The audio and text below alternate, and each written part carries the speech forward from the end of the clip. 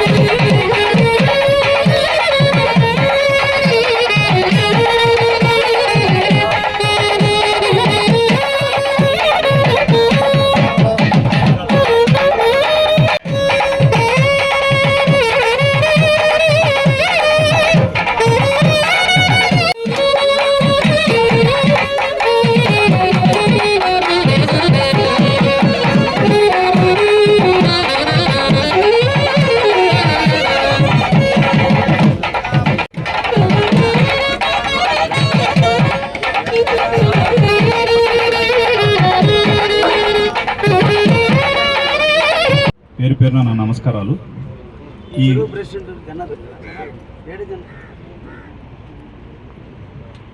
ఈ కార్యక్రమాన్ని మన ప్రీతం నాయక్ కాలువ అనేది ఒక కాలువ ఉంది. ఆ కాలువ వల్ల మా గ్రామంలో మునక ఎక్కువగా ఉంది. ఆ కాలువ మీద మాకు రోడ్డు వేయాల్సిందిగా మా గ్రామస్తులు మొత్తం కోరుకున్నాం.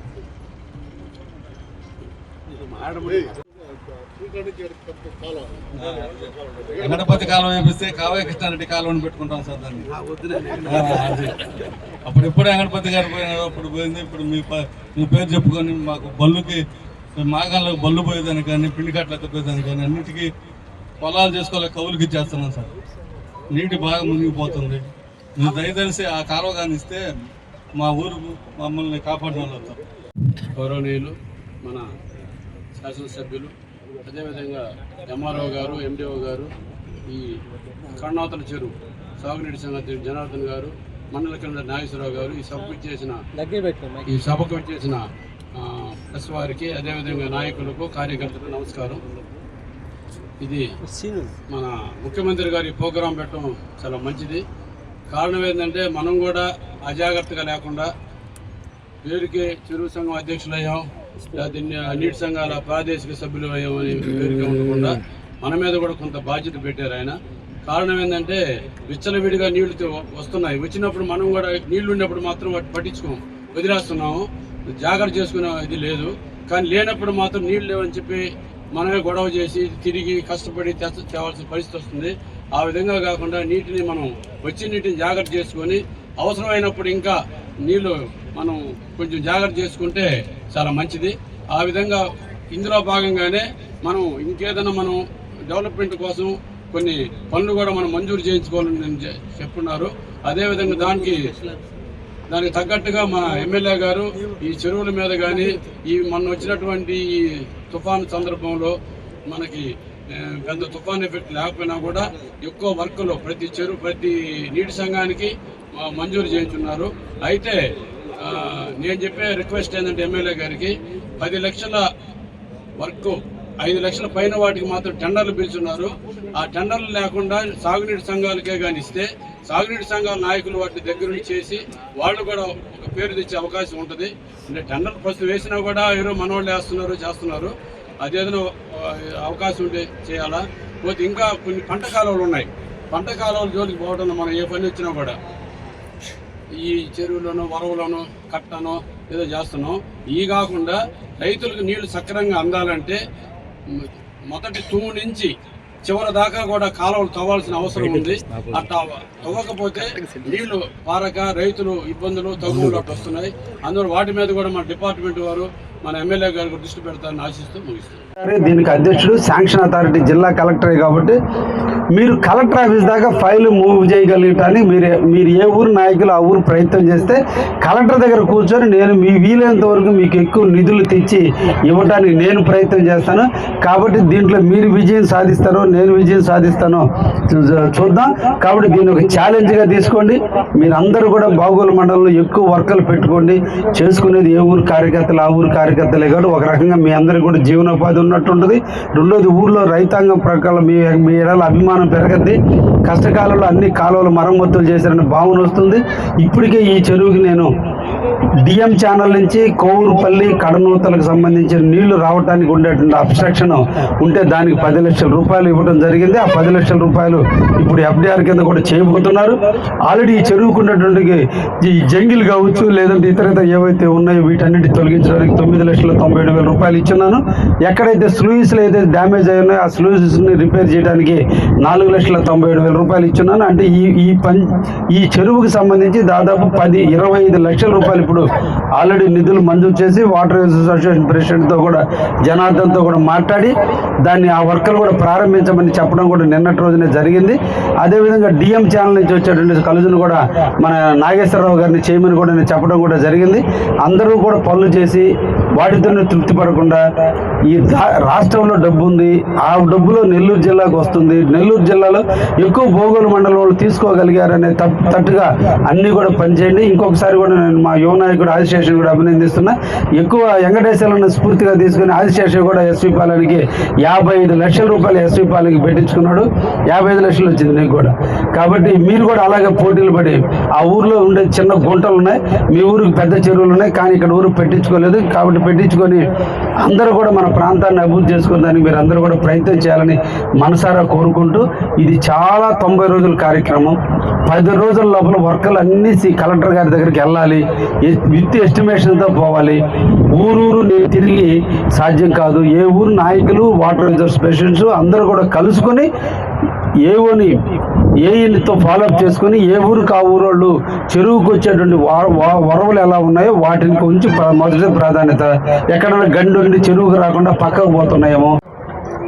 కడనూతల గ్రామ ప్రజానికానికి గ్రామ నాయకులకి ఈనాడు ఇక్కడికి విచ్చేసినటువంటి మండల వాటర్ యూజర్స్ అసోసియేషన్ సభ్యులందరికీ అదేవిధంగా పార్టీ అధినేతలందరికీ కూడా పేరు పేరున ధన్యవాదాలు, అభినందనలు, శుభాకాంక్షలు తెలియజేస్తూ అభివృద్ధి ప్రదాత రాష్ట్ర ముఖ్యమంత్రి వర్యులు శ్రీ నారా చంద్రబాబు నాయుడు గారు ఫస్ట్ నుంచి కూడా ఒకే కాన్సెప్ట్, డబ్బు కంటే విలువైంది నీరు. డబ్బు లేకపోతే అప్పు తెచ్చుకొని బతకగలం, నీరు లేకపోతే జీవించలేం. కాబట్టి ఒకప్పుడు ధనం మేర మిదం జగత్ అనేవాళ్ళు, డబ్బు ఉంటే ఏమైనా సాధించవచ్చని. ఈరోజు నీరే లేకపోతే మన డబ్బు కూడా మనల్ని ఏం చేయలేదు. అందుకనే నీరు ఎక్కడుందో, ఋషుల కాలం నుంచి కూడా నీరు ఎక్కడుందో అక్కడే పట్టణాలు అభివృద్ధి చెందినాయి. ఈరోజు ఢిల్లీ నగరం యమునా నది ఒడ్డున ఏర్పడ్డా, ప్రతి ఒక్కటి కూడా శివుడు గంగా నది ఒడ్డున చేరిన, లేదంటే ఇంద్రకీలాద్రి కనకదుర్గమ్మ కృష్ణానది ఒడ్డున చేరిన, సత్యనారాయణ స్వామి గోదావరి ఒడ్డున చేరిన, భద్రాద్రి రాముడు గోదావరి ఒడ్డున చేరిన, జొన్నవాడ కామాక్షమ్మ పెన్నా నది ఒడ్డున చేరిన, ఏ దేవతలు కూడా దేవుళ్ళు కూడా అక్కడికి నీళ్ళే కావాల్సి వచ్చింది. అటువంటి నీళ్లు అంత గొప్ప కీర్తిని మనకి యశస్సుని ఇచ్చాయి. ఆ నీళ్ళను ఒడిచిపట్టుకోవాల్సిన బాధ్యత ఉందనేది గుర్తించినటువంటి ఏకైక వ్యక్తి ఎవరన్నా ఉన్నారంటే ఈ దేశంలో శ్రీ నారా చంద్రబాబు నాయుడు గారు. కారణం, ఒక్క డ్యామ్, ఒక్క నీళ్లు నిల్వ చేయాలి అంటే, ఒక్క టీఎంసీ నీళ్లు నిల్వ చేయడానికి దాదాపు 150 కోట్లు ఖర్చు అవుతుంది. 150 కోట్లు ఖర్చు పెడితే నీళ్లు నిల్వ చేయడానికి కావాల్సిన స్థలము, నీటి నిల్వ చేయడానికి దెబ్బతినకుండా కట్ట, వీటన్నిటి కలిపి 150 కోట్లు ఖర్చు పెడితే ఒక్క టీఎంసీ నీటిని స్టోర్ చేయగలం. ఈరోజు సోమశిల డ్యామ్ 78 టీఎంసీల కెపాసిటీతో సోమశిల డ్యామ్ ఉంది అంటే, అక్కడ కొండ ప్రాంతాలు, కొండకి మధ్య కట్టబట్టి ఈరోజు మనం 78 టీఎంసీ నీళ్లు స్టోర్ చేసుకుంటున్నాం. అదే కండలేరుకు వచ్చేకి పూర్తిగా మట్టి డ్యామ్. ఆ డ్యాము 50 టీఎంసీలకి ఈరోజు దాదాపు 5,000 కోట్లు. ఇప్పుడైతే అది ఇంకా చాలా ఎక్కువ.